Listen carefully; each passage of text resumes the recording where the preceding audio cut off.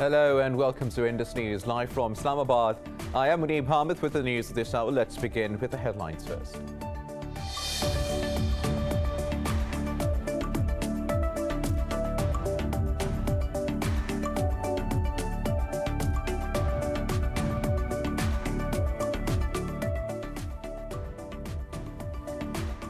In Myanmar, 2 people have been killed after police fired on the anti-coup protesters in the northern town of MEGHAN.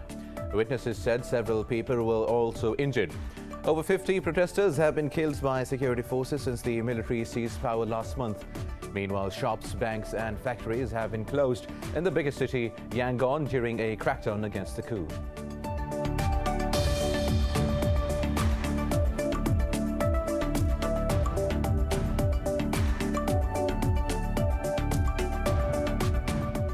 Yemen's Houthis have fired missiles at Saudi Arabia's Aramco oil facility in eastern region. Saudi Energy Ministry said the strike targeted a petroleum tank farm at Ras Tanura port, which is one of the largest oil shipping ports in the world, while a residential area housing thousands of the company's employees at the Dahran facility was also attacked. The ministry said no injuries or material damages have been reported in either attack.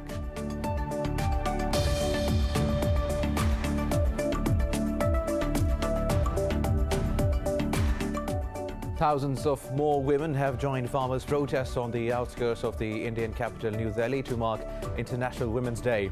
They made anti-government speeches demanding the scrapping of centre's controversial agricultural laws.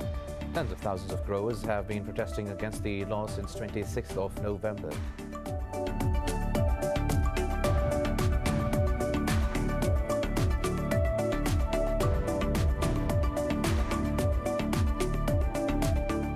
International Women's Day is being marked all around the world. The day celebrates women's achievements and increases visibility in the public sphere. Many events are being held across the globe and in Pakistan to make a call for accelerating gender parity. Addressing a ceremony in Islamabad, Pakistan's President HOUTHIS said Islam has guaranteed the rights of women. He said Pakistan has undertaken legislation to ensure women's rights.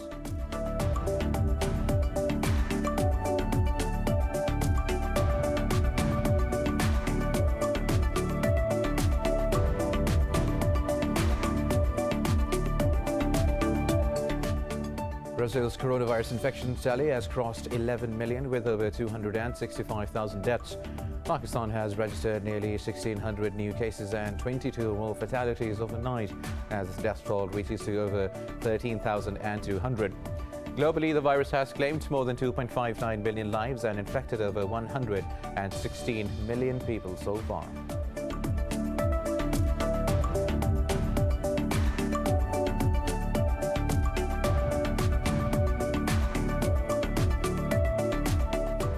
And in tennis, Argentine player Diego Schwartzman comfortably beats compatriot Francisco Carandolo 6-1 and 6-2 in the final to lift the Argentina Open title.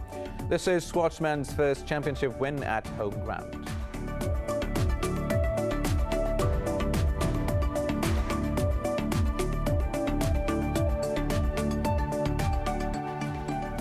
Well, these were the top stories. News in detail after a short break. Stay with us.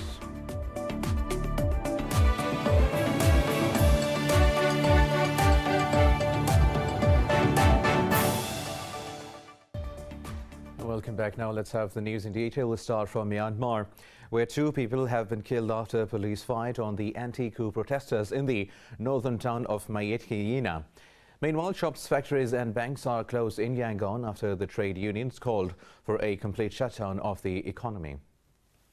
In a statement, the alliance said to continue economic and business activities as usual will only benefit the military. The alliance added the time to take action in defense of democracy is now. Myanmar state media said the military is keeping presence at the universities and hospitals to enforce laws. Local media reported the army has occupied institutions across Myanmar and set up camps there. Nevertheless, crowds demonstrating against last month's coup gathered in Yangon as well as Mandalay and other cities. Meanwhile, Australia has suspended its defense cooperation program with Myanmar. The United Nations says over 50 protesters have been killed by security forces since the military seized power last month. Now, a veteran U.S. journalist, Fareed Zakaria, says India's democratic decline has been steady and swift under Prime Minister Modi's rule. Referring to Disha Ravi's arrest, Zakaria said India has clamped down over the freedom of speech over the past few years. Quoting Freedom House's report, Zakaria said the watchdog downgraded India from free to partly free for the first time in 30 years. According to the research group Article 14, over 7,000 people have faced sedition charges in the Modi era. In regards to that, the Indian government warned of growing consensus abroad on attacking Modi as a dictator. In his tweet, Subramanian Swamy of BJP said the party must address the issue. Now, at least 18 people have been killed as 2 landmines exploded in Syria's western central province of Hama. Syria's state media says 3 others were injured in the countryside incidents near the city of Salamiyah. The official news agency said all those killed were civilians. It said blasts occurred at 2 landmines left behind by terrorist groups. The observatory says explosives left in the fields, along roads or in buildings by all sides in Syria's conflicts have killed hundreds. The United Nations has said more than 10 million people live in areas contaminated by explosive hazards. Moving on now, Yemen's Houthis have fired missiles at Saudi Arabia's Aramco oil facility in the east. The Saudi Energy Ministry says the strike targeted a petroleum tank farm at the Ras Tanura port, one of the largest oil shipping ports in the world. Just a day after the Saudi-led coalition conducted airstrikes on Houthi military targets in the Yemeni capital Sana'a and other regions, the rebels say they have fired 25 drones in a wide operation in the heart of Saudi Arabia. In a tweet, Houthi spokesperson Yahya Sari said other military sites in Asir and Jazan areas have also been targeted. Meanwhile, the Saudi Energy Ministry also confirmed that a residential area housing company employees at the Tehran facility was attacked. The ministry said no injuries or material damages have been reported in either attack. The Arab coalition vowed that Riyadh will take all necessary defensive measures and ensure the stability of energy supplies. The escalation comes as the UN steps up diplomatic efforts for a ceasefire to pave the way for the resumption of talks to end the conflict. Now, at least 15 people have died in a series of explosions in Equatorial Guinea. The Health Ministry said some 500 people were injured following the blast, which happened at a military base in Bata. In a statement, President Teodoro Obiang Nguema said the blasts were caused by a negligence relating to the storage of dynamite. State television showed people looking for survivors in the rubble and lifting debris from collapsed buildings. In a series of tweets, the Health Ministry has asked for volunteers and blood donations due to the high number of casualties. Meanwhile, the number of coronavirus infections in Brazil has crossed 11 million with over 265,000 deaths. Globally, the virus has claimed nearly 2.6 million lives and infected over 116 million people so far. More details of coronavirus in this report. Controversies surrounding the coronavirus have piled up as the world marks 1 year to the day COVID-19 was declared a pandemic. As the United States approaches 29 million cases, experts say the rise of new variants is putting the country at the tipping point of another surge. Top U.S. infectious disease expert Dr. Anthony Fauci has warned that it is too early to end social restrictions, but the Texas governor says the state can reopen fully next week. Meanwhile, protesters in Idaho burned face masks to oppose restrictions. In the UK, Queen Elizabeth II and Prince Charles have praised people throughout the Commonwealth for uniting during the pandemic.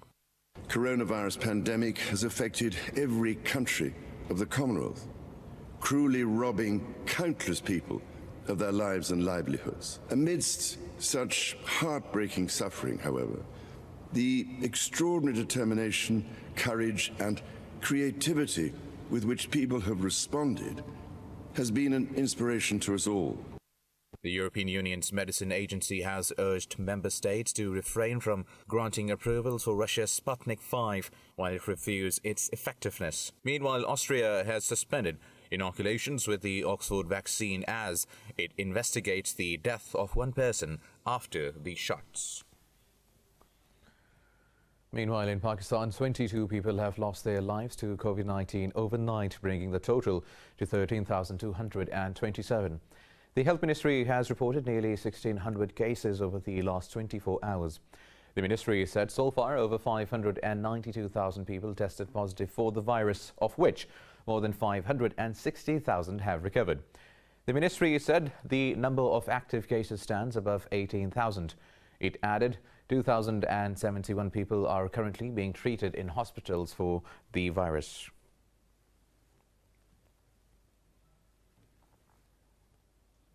Now, Washington and Seoul have reached an agreement on sharing the coast of U.S. forces stationed in South Korea. U.S. State Department says the proposed agreement contains a negotiated, meaningful increase in South Korea's contribution. A State Department spokesperson said the pact will strengthen bilateral alliance and shared defense. In a statement, she said the agreement reflects Washington's commitment to reviving alliances across the globe. The proposed 6-year Special Measures Agreement will replace the previous one that expired in 2019. Meanwhile, Seoul's foreign ministry said both sides will hold a signing ceremony after completing internal procedures. Now, South Korea hosts around 28,500 U.S. soldiers as deterrents to North Korea.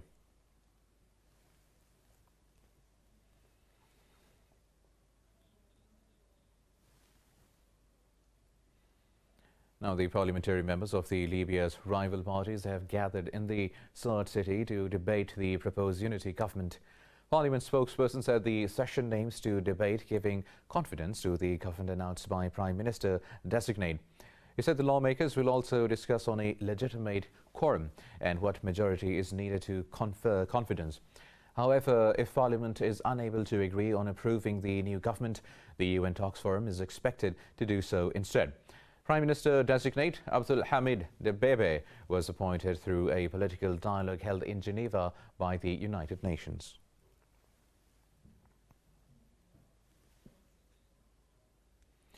Now, demonstrators burned tires to block main roads all over Lebanon for the 7th straight day. They went out anger at more than a year of economic crisis and 6 months of political paralysis. The road blockages caused traffic jams and triggered a call by the head of the hospital unions. He warned such moves are preventing oxygen supplies from reaching medical centers treating coronavirus patients. But the demonstrators have threatened an escalation if the state fails to take appropriate measures. Earlier, caretaker Prime Minister Hassan Diab threatened to quit to raise the pressure on those blocking the formation of a new government. Now, authorities in Senegal have lifted the detention order of opposition leader Ousmane Sonko. Sonko, who is also accused in a rape case, was arrested on his way to court for disturbing public order. His lawyer Bamba Cisse told the press the prosecutor had lifted the order against his client. Sonko will still testify before the judge later today on the accusation of rape and death threats. Protests have been taking place in Senegal for nearly a week following Sonko's arrest earlier this month. Now, at least 5 people have died and many injured in the unrest. More news coming up in this news bulletin after a short break. Stay with us.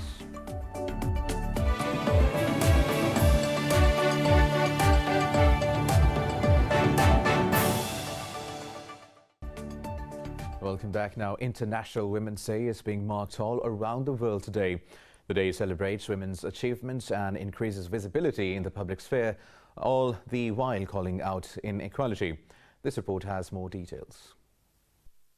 Many events are being organized across the globe to make a call for accelerating gender parity. But unlike previous years, more virtual events are taking place due to the coronavirus pandemic. The UN announced the theme for 2021 as Women in Leadership, Achieving an Equal Future in a COVID-19 World. Women have come a long way, but there is still some distance to cover amid hurdles and boundaries. Every day, the thought that you could be taking home, it was very difficult.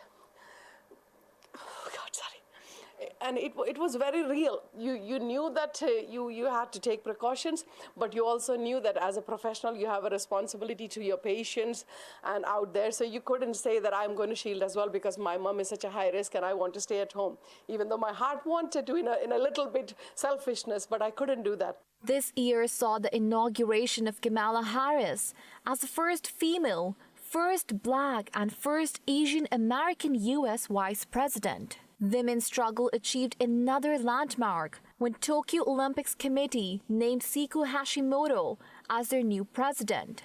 My name is Momoko Nosho. I'm 22 years old. I want 2021 to be a year where we can have more female leaders, not just in the Tokyo Organizing Committee, but also in companies, politics, and other various areas. I wish for a society where women's voices will be reflected. It has been a tough year, with data from UN revealing the pandemic could wipe out 25 years of increasing gender equality. But against all odds, women continue to show their strength, whether as frontline health workers, athletes, or policy makers. Pakistan's President Arif Alvi says Islam has guaranteed the rights of women. Addressing a ceremony on International Women's Day, he directed the Health Ministry to expedite work on telehealth. He said Pakistan undertook legislation to ensure women's rights. The President said services of women they rendered during COVID-19 are highly praiseworthy. EU Ambassador Androla Kaminara says Pakistan's efforts to give financial stability to women through ACCUSES program is also appraisable. Pakistan's Minister for Human Rights SYRIAN said the West is not talking about abuse of Kashmiri women at the hands of Indian forces.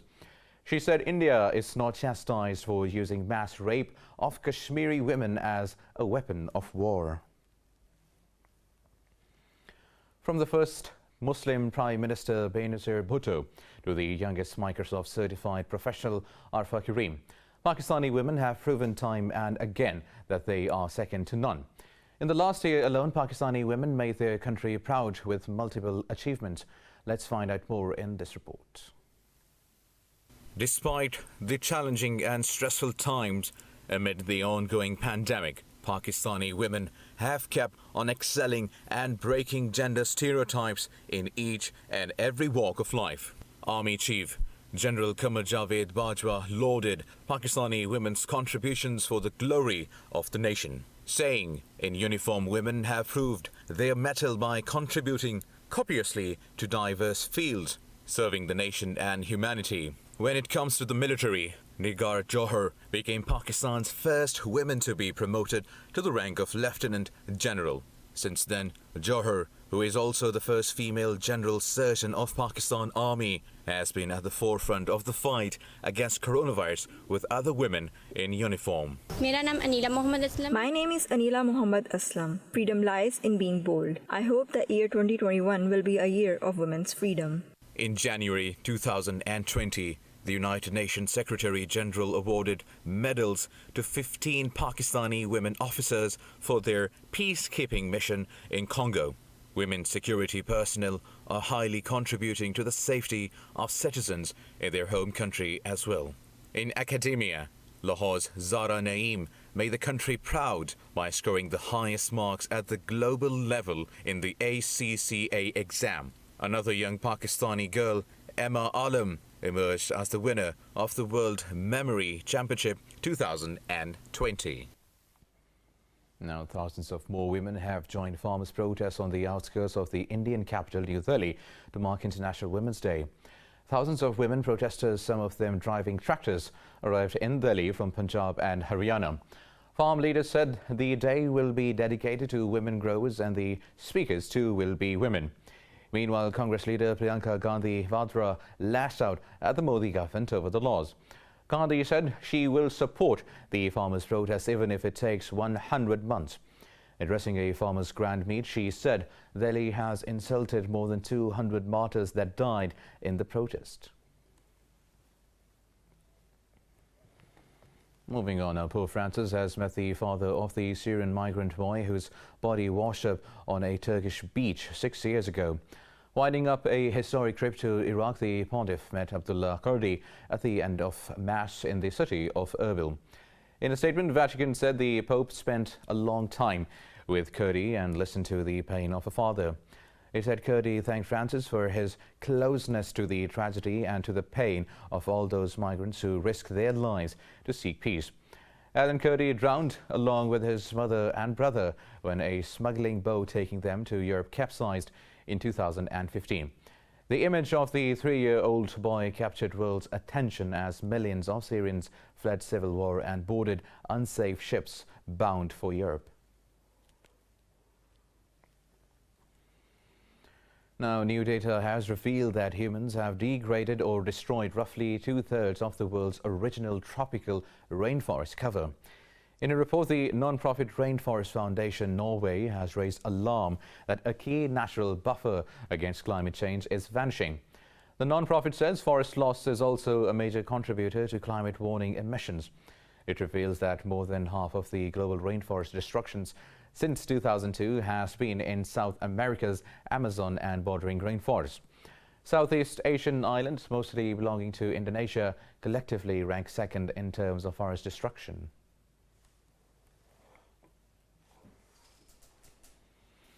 Now, the US has urged computer network operators to gauge whether their systems were targeted amid Microsoft's email hacks.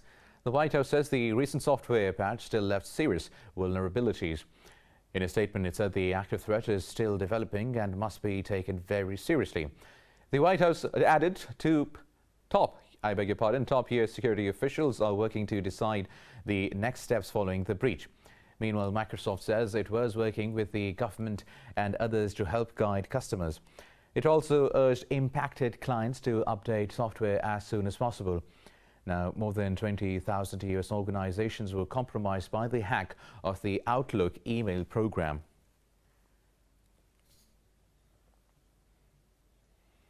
Now, Meghan Markle has accused the British royal family of racism, lying and pushing her to the brink of suicide. The Duchess of Sussex made the claims in an explosive TV interview that looks set to shake the monarchy to its core. The 39-year-old said she ended up having suicidal thoughts after getting married into the royal family. She added that her son Archie had been denied the title of prince because of his skin color. So we have in tandem the conversation of he won't be given security, he's not going to be given a title, and also concerns and conversations about how dark his skin might be when he's born. In the interview, Prince Harry said he shared Meghan's concerns. He said his family cut them off financially and his father, Prince Charles, let them down and refused to take his calls. Buckingham Palace has yet to comment publicly on the interview. Now, in Mexico, archaeologists have assembled a recreation showing the splendors of the Mayan Red Queen who reigned 1,000 years ago. Details in this report. The recreation of the Red Queen is part of a new exhibition near the Mayan ruins of Palenque, revealing decorative pieces and a headpiece.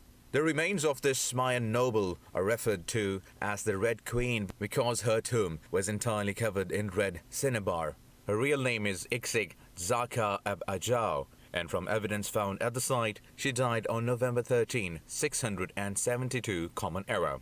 La cámara central fue utilizada. The central chamber was used for burial, inside a monolithic sarcophagus that was accompanied with offerings. The chamber of the Red Queen surprised us with its simplicity and lack of context. On the lid, the remains of incense probably used during the burial ritual was found, which covered the circular opening located over a duct. Palenque was the most important city of the Low Western Lands during the late Classic period, reaching its peak between 600 and 800 Common Era. One of the most notable aspects of the Palenque is Temple 13, where the tomb of the Red Queen was found in 1994. This tomb is significant because it shares the same platform as the Temple of the Inscriptions, suggesting nobility.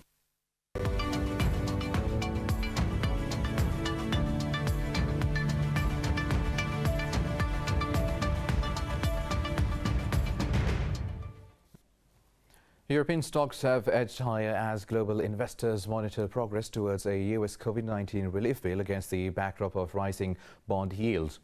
The pan-European stock 600 index gained 0.6% in early trading after US markets rebounded strongly late last week. London's FTSE rose by 0.2%, while Germany's DAX edged over 0.6%.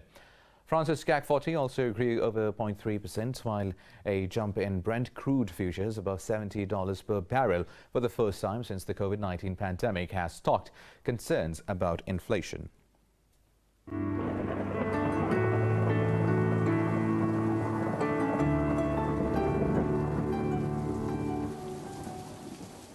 And now let's have a look at how the weather is doing around the world.